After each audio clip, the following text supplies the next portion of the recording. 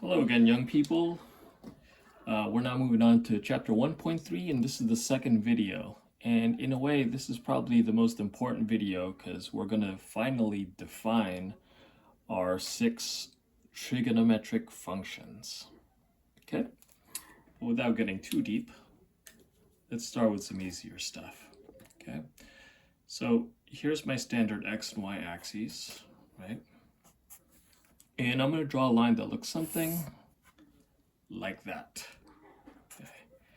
And I'm going to say that one of the points on the line is the point 8, 15. Cool. Good. So, if the standard position is on the positive x-axis, right, we always start there when we make our angles. Not only have I drawn a line, I've also created an angle. In the positive direction, it looks like that, and I'm going to call this angle theta, okay? And that is just a letter in the Greek alphabet, okay? Theta. And of course, the Greeks have their own alphabet, as do most and many cultures, okay? So, with theta there, I'm going to start a few problems, okay? First thing I want to do is, and I'll show you why in a moment, is I want to call this r, kind of like the radius of a circle. And I want to find out how long r is, okay?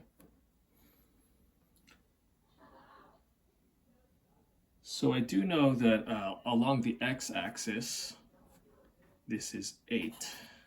And along the y-axis, this is 15. Okay.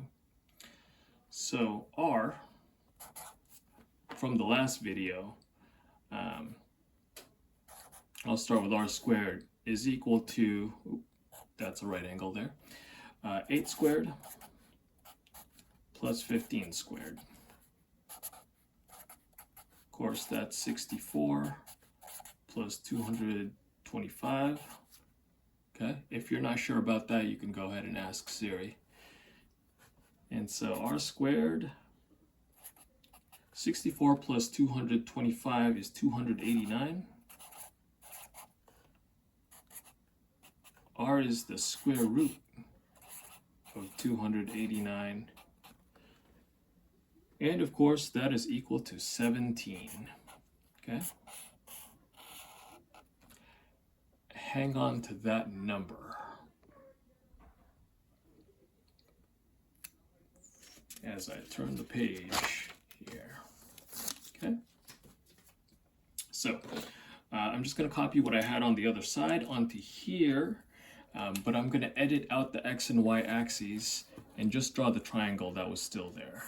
Okay, so it looks something like this, where this is the Greek, or this angle is called the Greek letter theta, right?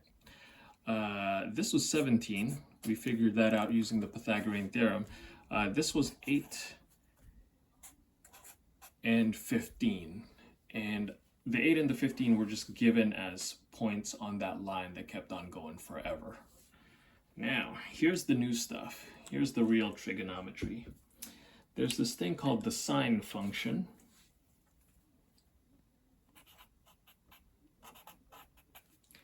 S-I-N-E.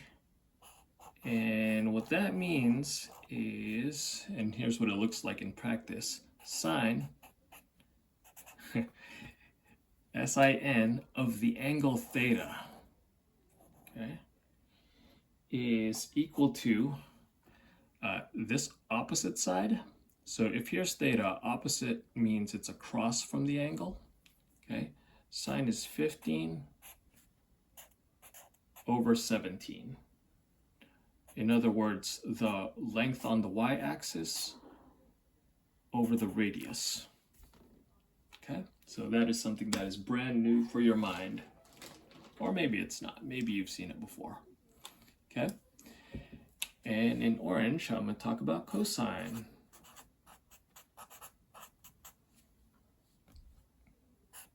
And in practice, when we write cosine.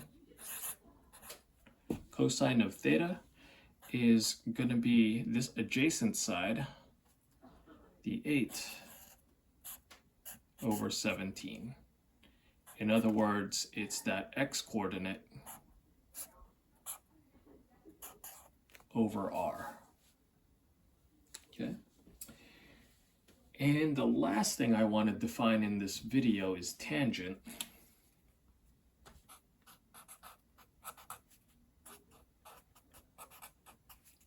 And tangent is going to be written and practiced as tan.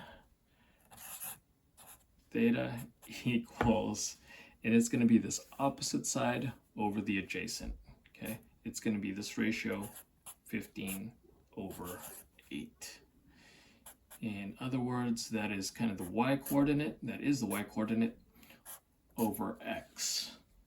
Okay, and why these are important and wonderful, we'll uncover that as the course goes on. But right now, here's your first 3 definitions in trigonometry: sine, cosine, and tangent.